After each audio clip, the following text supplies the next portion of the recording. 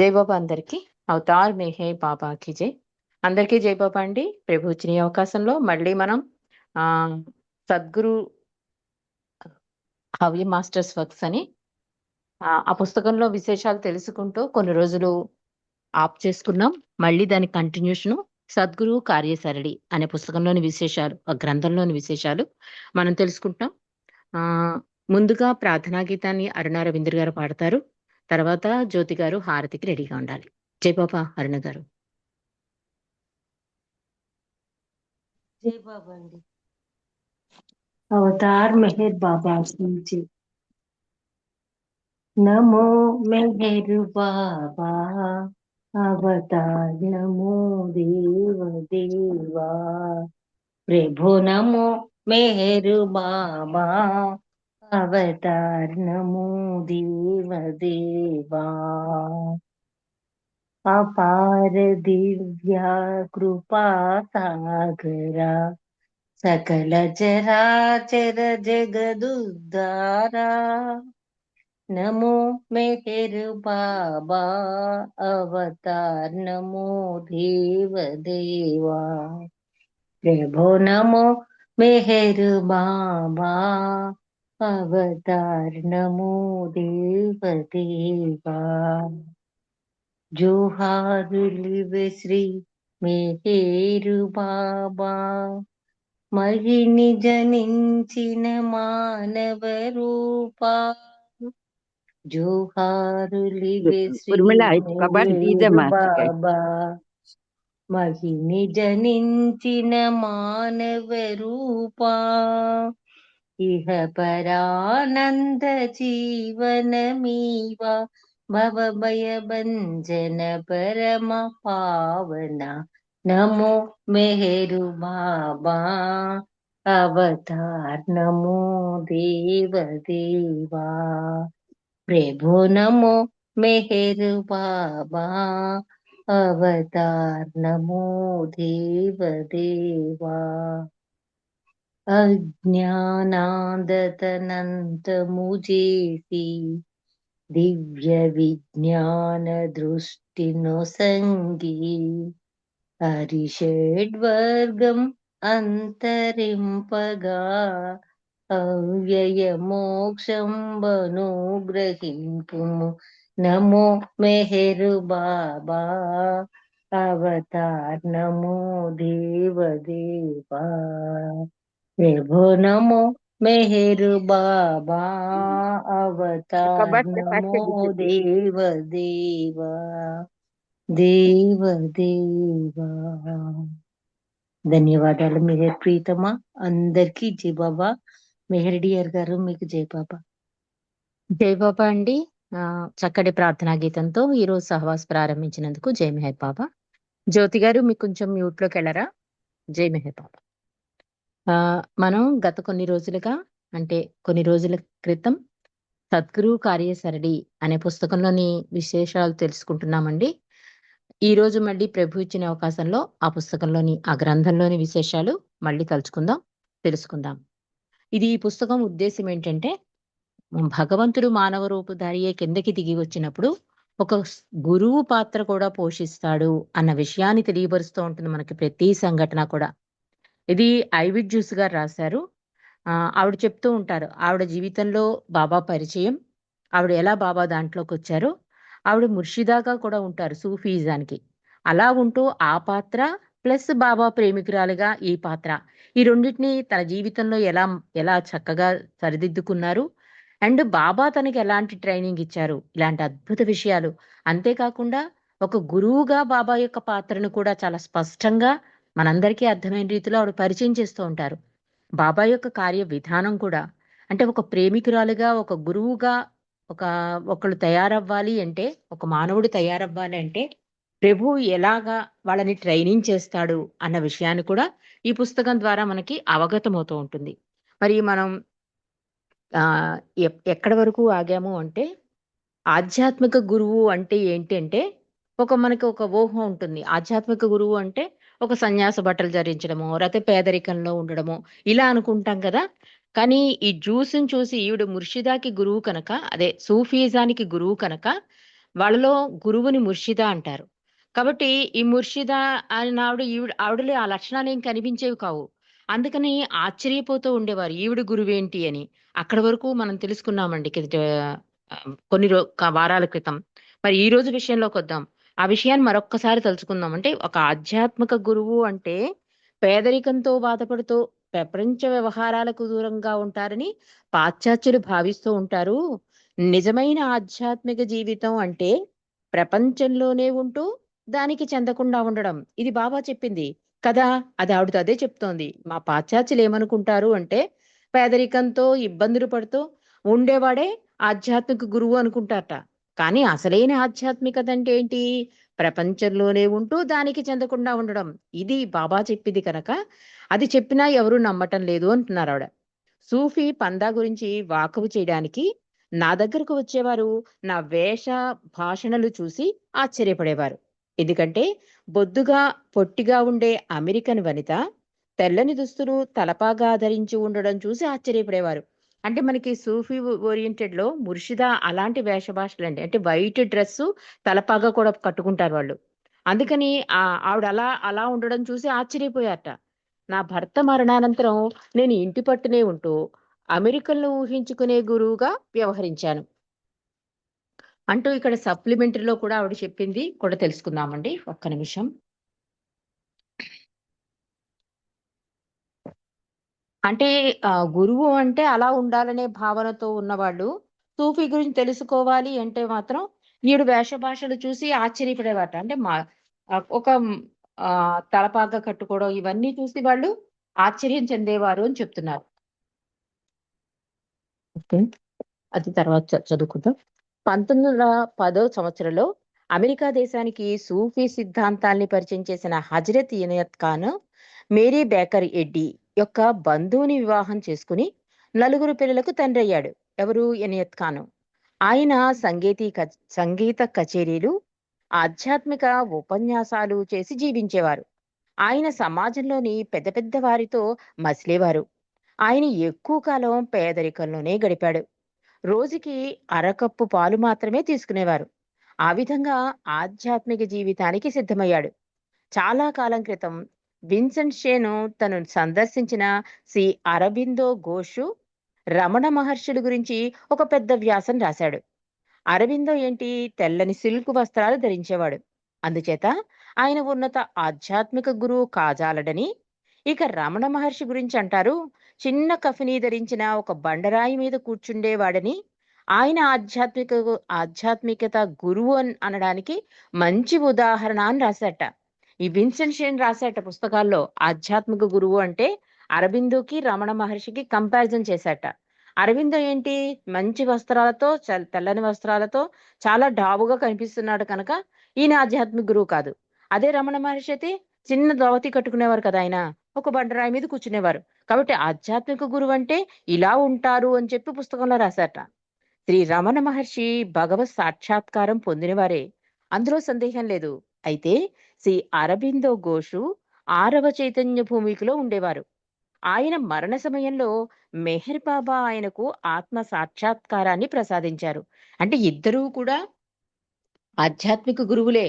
కానీ మనం తీసుకునే విధానం అంటే ఒక మోస కింద మనం అనుకుంటాం కదా! ఒక సన్యాసి అన్నా, ఒక గురువన్నా ఇలా ఉండాలి అని మనం అనుకుంటాం కదా! అలా అనుకోవడం వల్ల రమణ మహర్షే అసలైన ఆధ్యాత్మిక గురువు. అరబిందో కాదని అనుకుంటున్నారు. కానీ అరబిందో 6వ చైతన్య భూమికలో ఉన్నాడు. అతను బాబా లిఫ్ట్ ఇచ్చారని బాబాయే స్వయంగా చెప్తారు. అతనికి ఆత్మ సాక్షాత్కారాన్ని ప్రసాదించానని బాబా చెప్పారు. కాబట్టి వీళ్ళిద్దరూ కూడా ఆధ్యాత్మిక గురువులని చెప్తోందావిడ.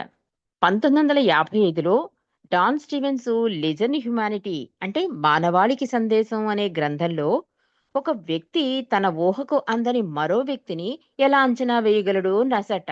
నిజమే కదా! బావ కూడా అంటారు ఎవరిని బేరీజు వెయ్యొద్దు. అంటే అందరి గురించి తెలిసిన వాడు భగవంతుడైన అవతార్ మెహర్ బావకే తెలుస్తుంది. కానీ మనం అంటాం వాళ్ళు అలా ఉన్నారేంటండి, వీళ్ళు ఇలా గబుక్కున వచ్చేస్తుంది. కానీ ఇక్కడ డాన్ స్టీవెన్స్ కూడా రాశాట. ఒక వ్యక్తిని ఎలా అంచనా వేయగలం?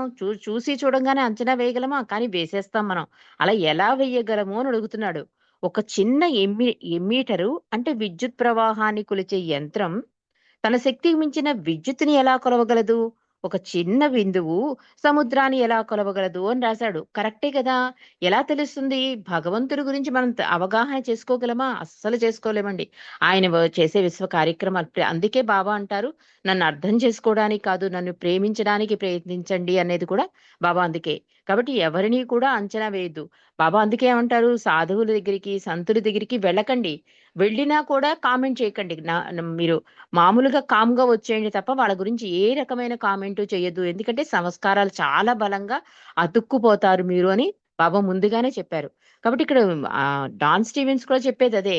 ఒక వ్యక్తిని చూడగానే మన ఊహకి అందినట్లుగా ఎలా అంచనా వేయగలము అని డాన్ స్టీవెన్స్ కూడా రాశాడు అని చెప్తోంది జూసు. ఆహ్, భూకర్షను దాటి అంతరిక్షంలోకి వెళ్ళిపోయిన వజ్రం ఎక్కడ ఉన్నదో నేను చెప్పలేను. అయితే నన్ను ఆంతరిక ఆనందానికి గురిచేసిన అసాధారణ ప్రజ్ఞాశాలి మెహర్ బాబాయే అని నా అంతఃస్ఫురణ తెలియజేస్తోంది. రాఫెల్ లేఫోర్టు తాను రాసిన 'గుర్జెఫ్ గురువులు' అనే గ్రంథంలో తమ ఆధ్యాత్మిక గురువు కోసం చేసిన అన్వేషణలో తారసపడిన వివిధ గురువుల గురించి రాశాడు. తనకు తరస్థపడిన గురువులందరూ సూఫీలు అని, వారు తమ దైనందిన జీవన పోషణ కోసం చిన్న చిన్న వృత్తులు చేసుకునేవారని, చాలా మంది తివాసీ నేత పనివారిగాను, లోహ కళాకారులు, కమ్మర్లు, కుమ్మర్లు, బట్టల నేతగాండ్రు, వాయిద్య కళాకారులుగా పనిచేస్తూ ఉండేవారని రాశాడు. అత్తరనబడే సూఫీ గురువు మందుల వ్యాపారిగాను, కబీరు నేత పనివానిగాను, పాలు గూడారాలు తయారు చేసేవానిగాను, బొహ్మెం అనే ఆయన చెప్పులు కుట్టేవానిగాను, బునియన్ అనే ఆయన లోహ పాత్రలు చేసేవానిగాను.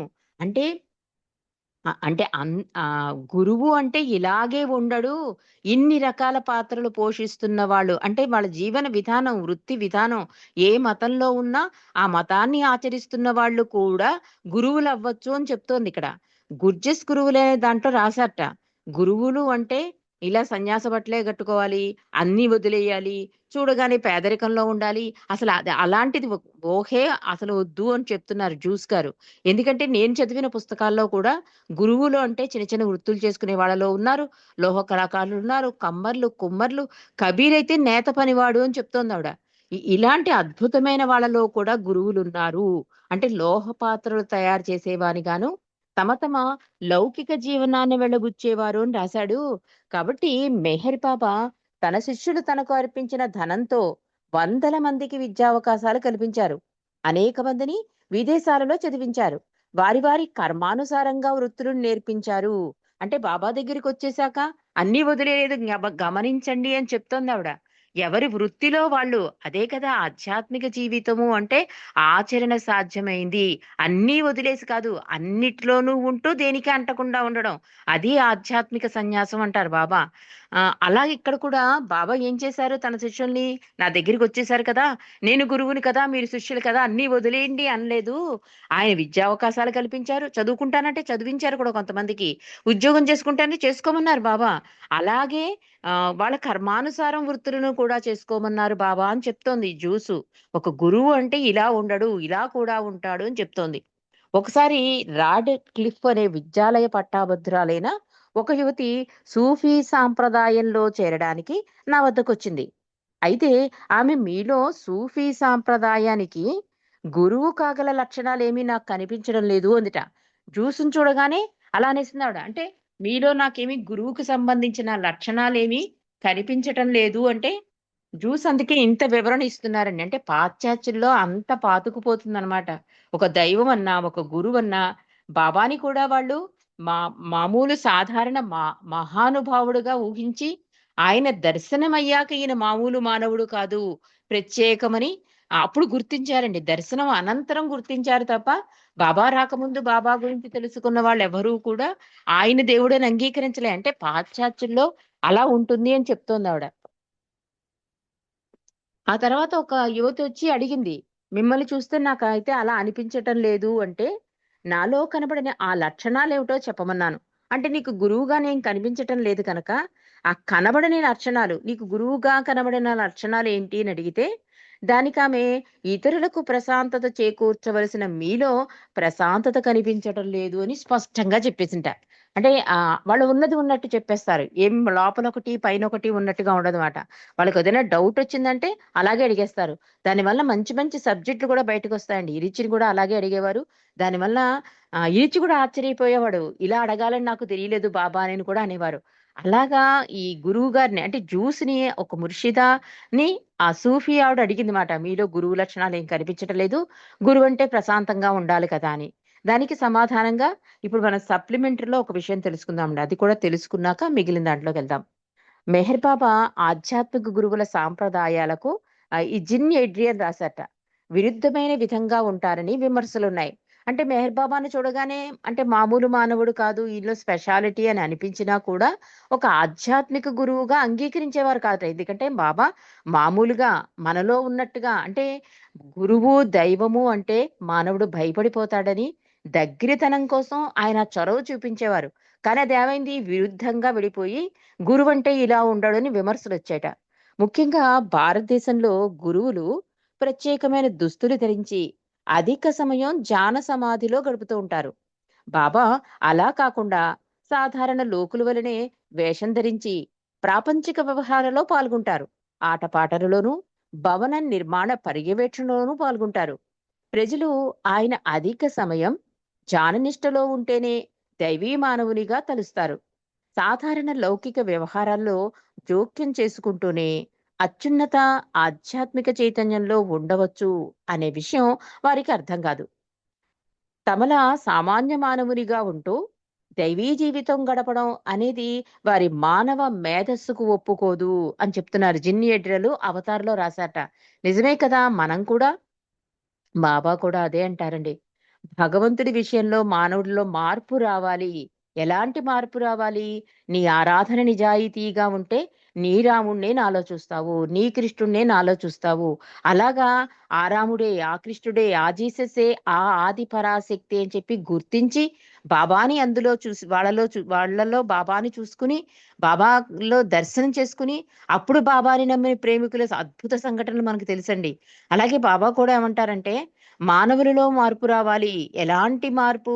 వాడెప్పుడూ కూడా గతాన్ని పూజిస్తాడు, వర్తమాన్ని విస్మరిస్తాడు, భవిష్యత్తు కోసం ఎదురు చూస్తాడు. ఇది మార్పు రావటం లేదు. దానివల్లే నేను ప్రతిసారి కిందకి దిగి రావాల్సొస్తోంది. ఇక్కడ కూడా ఏం చెప్తోందావిడ? మనం ఆయన భగవంతుడిని నేను సనాతనుడిని అని ఎంత చెప్పుకుని, ఎన్ని సందేశాలు సూచించి, ఆచరించి, అమిత త్యాగం చూపించిన మౌనమే చాలండి ప్రభు యొక్క భగవత్ లక్షణాల్లో. ఎంత సహనం వహించి ప్రభువు అన్ని సందేశాలిచ్చినా కూడా మనం ఇంకా ఆయన దేవుడా? దేవుడంటే అలా ఉంటాడా? ఆ పంచెకట్టు ఇవన్నీ చూసి మామూలుగా ఒక ఔటర్ అయితే మనని కనుక ప్రభువు ప్రేమించాడు కనుక ఆయన పరిధిలో మనం ఉండగలిగామండి. ఇంకా వాళ్ళని ప్రేమించలేదు కనుక వాళ్ళు బాబాని చూసి మీ తాతగారా? లేకపోతే సినిమా యాక్టర్‌తోనో అలా పోలుస్తూ ఉంటారు. అంటే బాబా ఇంకా వాళ్ళని ప్రేమించలేదు అని మనం జాలి పడాలి తప్ప వాళ్ళ మీద కోప్పడకూడదు. అలాగే ఇక్కడ కూడా ఈవిడేమంటోంది, ఒక గురువు అంటే ఇలాంటి అభిప్రాయం. అంటే లౌకిక విషయాలు పట్టించుకోకూడదు. ఎక్కువ ధ్యానంలో ఉండాలి. అలా మామూలు మానవుడిగా ఉండకూడదు. ఇలాంటి వాళ్ళే దైవీ జీవితం గడుపుతున్న వాళ్ళు కనుక వాళ్ళే గురువులు అని ఒక అపోహ ఉంది. కానీ అసలైన ఆధ్యాత్మికత అంటే ఏంటి? అసలు గురువు అంటే ఏంటి? దైవం అంటే ఏంటి? దైవీ మానవుడంటే ఏంటి? అని చెప్పిన పరిపూర్ణ అవతారం మన మెహర్ అవతారం అండి. అందుకని జీని ఎడ్రిల్ అంటోందన్నమాట. తమలా సామాన్య మానవునిగా ఉంటూ దైవ జీవితం గడపడం అనేది వారి మానవ మేధస్సు ఒప్పుకోదు అని జిన్ ఎడ్రిల్ చెప్తున్నారు. మెహర్ మెసేజ్‌లో అంటున్నారు, ఒకసారి దక్షిణేశ్వర దేవాలయంలో అమ్మవారి నగల దోపిడీ జరిగింది. శ్రీ రామకృష్ణ పరమహంస అప్పుడు పూజారిగా ఉండేవారు. దేవాలయ యజమానికి అమ్మవారు తన నగలను రక్షించలేకపోయిందే అని ఆశ్చర్యం కలిగింది. అది చూసి రామకృష్ణ పరమహంస నవ్వుతూ అంటారు, ఇది మీకు గొప్ప సంపద అనిపించవచ్చు. అమ్మవారికి సృష్టి అంతా ఆమె సంపదే అని అన్నారు. ఎంత అద్భుతమైన మాట చూడండి. నగల దోపిడీ జరిగితే పూజారిగా ఉండేవారట అప్పుడు రామకృష్ణ పరమహంస. ఆ యజమాని ఉంటాడు కదా! గుడి కట్టించిన అతనన్నాట, ఇదేంటి నగల్నే రక్షించుకోలేకపోయిన ఈవిడ ఎలా దేవతవుతుంది? అంటే రామకృష్ణ పరమహంస ఎంతో అద్భుతంగా, ఒక్క ఈ సంపద ఒకటేనా? ఇదొక్కటే అనుకుంటున్నావా? మొత్తం సృష్టి అంతా ఆవిడ సంపదే కనుక, ఆ సంపదలో ఇది అంత ఇంపార్టెన్స్ కాదు అని ఎంతో అద్భుతంగా రామకృష్ణ పరమహంస తెలియజేశారని మెహర్ మెసేజ్‌లో రాశారటండి. ఇంకా ఐవిడ్ జ్యూస్ అంటున్నారు, ఆరోగ్యం కోసం సంపదని, ఆత్మ గౌరవం కోసం ఆరోగ్యాన్ని, సంపదను, మతం కోసం ఈ మూడింటిని అంటే సంపద, ఆరోగ్యం, ఆత్మగౌరవం త్యాగం చెయ్యాలి.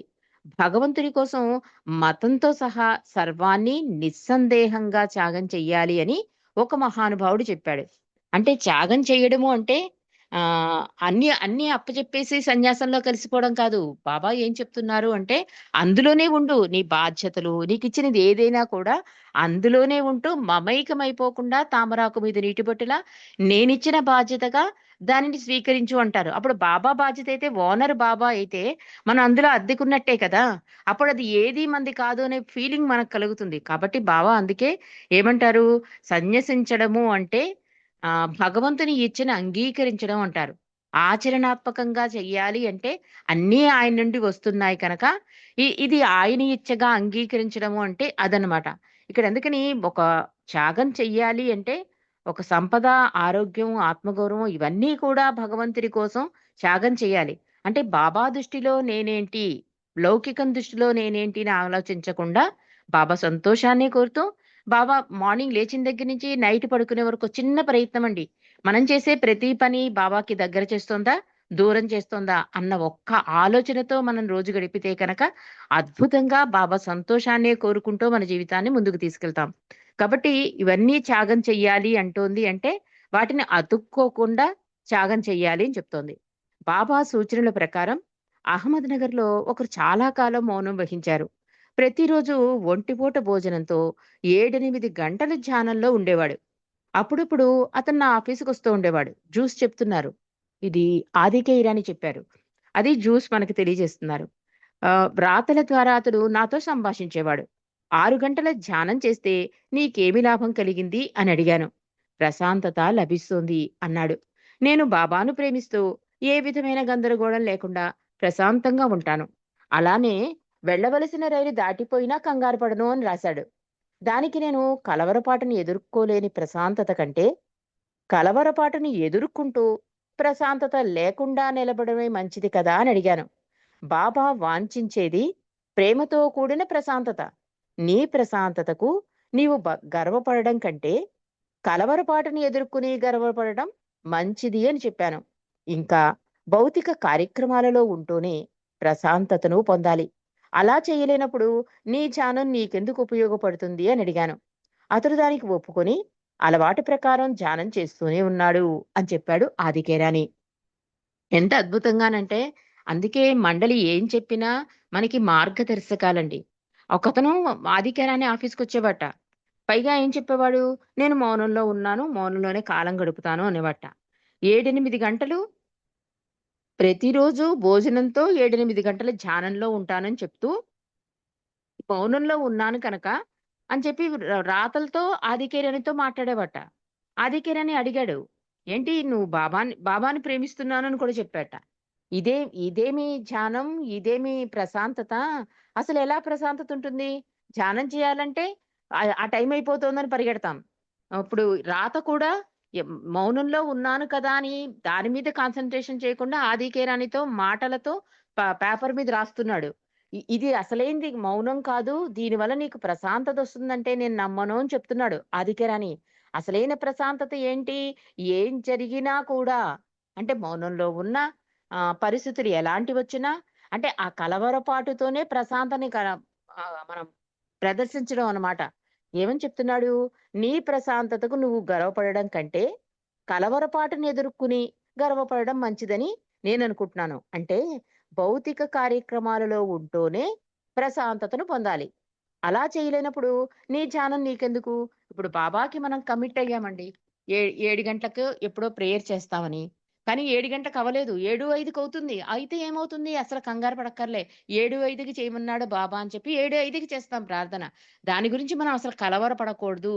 కానీ కలవరపడుతూ చేసే కన్నా ఈ ఈ బాబా మీద దృష్టి ఎంత పెడుతున్నాము? బాబా చెప్పింది ఎంతవరకు ఆచరిస్తున్నాము? అన్న విషయం మీద కనక చేస్తే కనుక అది ఫలితాన్నిస్తుంది. నేను చాలా ఎంత చెప్పినా కూడా అతడు తన ధ్యానాన్నే కంటిన్యూ చేశాడు అని ఆదికేరాని గారు తెలియజేశారు. మరిన్ని విశేషాలు రేపు తెలుసుకుందామండి. అవతార్ మెహర్ బాబాకి జై. జై బాబా అండి. జ్యోతి గారు. జై బాబా అమ్మ. వినిపిస్తుందా? जय बाबा। వినిపిస్తుందండి. జై हाँ, బాబా. अवतार मेहर बाबा की जय। आदि सचेतन शांति निकेतन नमो ब्रह्म आओ मेहरु प्रभु आरती अपनाओ मेहरु प्रभु आरती अपनाओ प्रेम दीप में ये जलाऊं निविडम अंधेरा मिटता पाऊं अपना सब कुछ तुम्हें चढ़ाऊं तुम मुझको सरसाओ मेरू प्रभु आरती अपनाओ मेरू प्रभु आरती अपनाओ जीवन की हर सांस हमारी बन जाए प्रभु गति तुम्हारी हे करुणा कर लीलाधारी हे करुणा कर लीलाधारी तुम करुणा बरसाओ मेहरू प्रभु आरती अपनाओ मेहरू प्रभु आरती अपनाओ बने आरती जीवन मेरा आदि अंत का लय हो घेरा खुले नयन और दिखे सवेरा खुले नयन और दिखे सवेरा तुम मुझ में छा जाओ मेहरू प्रभु आरती अपनाओ मेहरू प्रभु आरती अपनाओ आदि सचेतन शांति निकेतन नमो ब्रह्म आओ मेहरू प्रभु आरती अपनाओ मेहरू प्रभु आरती अपनाओ अवतार मेहर बाबा की जय प्रीतम मेहर प्रभु की जय पर ब्रह्म परमात्मा मेहर बाबा की जय जय బాబా మహారాజుని అందరికీ జై బాబా అండి. జై బాబా అండి. అందరికీ జై బాబా. జై బాబా అండి, అందరికీ జై బాబా. జై బాబా అండి, అందరికీ అందరికీ జై బాబా. జై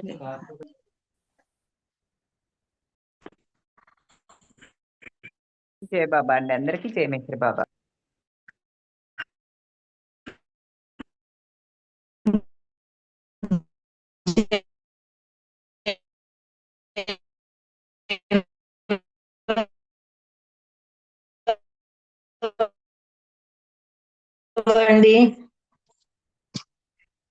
అండి జై బాబా. జై బాబా అండి. జై బాబా.